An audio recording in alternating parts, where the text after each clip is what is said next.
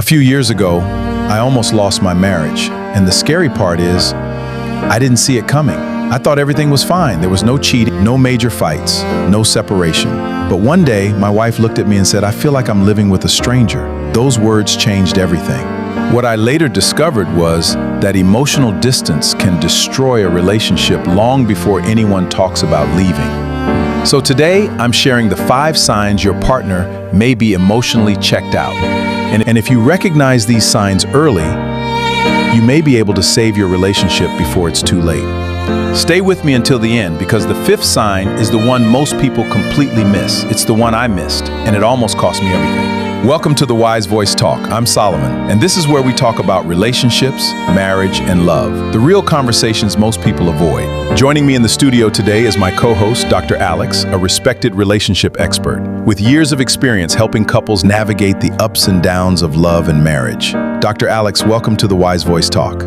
Thank you, Solomon. It's great to be here, and I'm looking forward to today's conversation. Today, we're talking about a subject that affects countless relationships, but often goes unnoticed till it's almost too late. The 5 signs your partner may be emotionally checked out. And this is something many people miss, because emotional withdrawal doesn't always look dramatic. Exactly. Most relationships don't end overnight. They fade slowly. And that's why recognizing the signs matters. Let's start with the first sign. Sign number 1, they stop asking about your day. That sounds simple. Why is that important? Because genuine interest is one of the clearest expressions of love.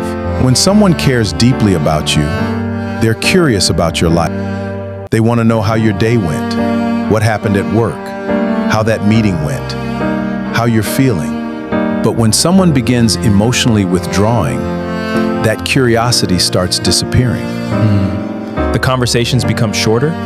Exactly. You go from meaningful conversations to surface-level exchanges. Eventually, you're living together, but barely. Looking back, this was one of the first signs I missed in my own marriage. What's the second sign? Sign number 2, they stop initiating affection.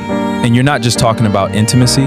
Not at all. I'm talking about hugs, hand-holding, sitting close to you, a kiss before leaving the house. Those little moments that build emotional connection.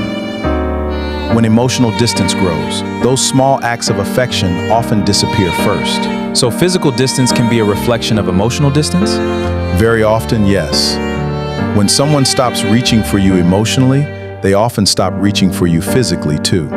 The first 2 signs are easy to dismiss. Most people blame stress, work, or a busy schedule. But the next sign is where many relationships quietly enter dangerous territory. What's sign number 3?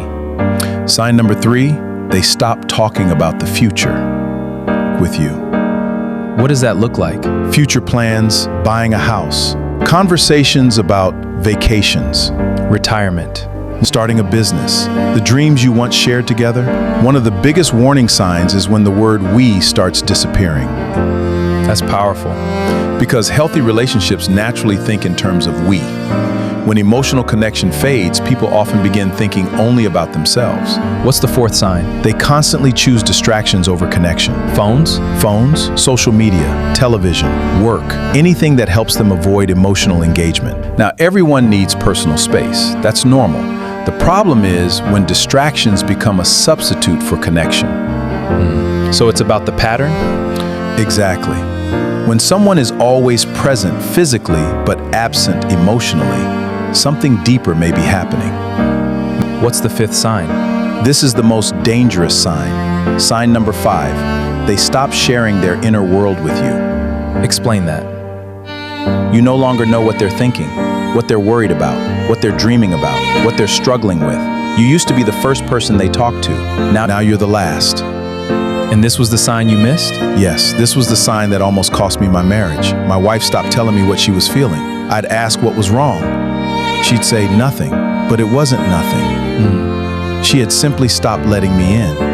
And when she finally looked at me, I'm living with a stranger, I realized something. That wasn't the moment my marriage started falling apart. It was the moment I finally realized it had been drifting away for a long time, and I hadn't noticed. So what should someone do if they're seeing 3 or more of these signs? First, don't panic. Second, don't ignore it. What's the next step? Start an honest conversation. Not an argument, a conversation. Ask questions, listen carefully. Be willing to hear, because emotional distance can be repaired when both people are committed to rebuilding trust and connection.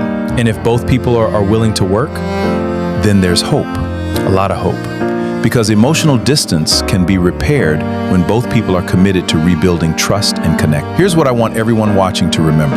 Emotional checkout doesn't happen overnight. It's usually a slow fade, and these 5 signs are often the warning signals. I know because I lived through it. I almost lost my marriage because I didn't recognize them. But once I saw what was happening, I chose to fight for my relationship. And thankfully, my wife chose to fight too. That's a powerful lesson. If you're seeing these signs in your relationship, don't wait. Address them now. The sooner you act, the better your chances of rebuilding what has been lost. And now I want to hear from you. Which of these 5 signs stood out to you the most? Sign 1, sign 2, sign 3, sign 4? Tell us in the comments below. And if this conversation helped you, share it with someone who needs to hear it.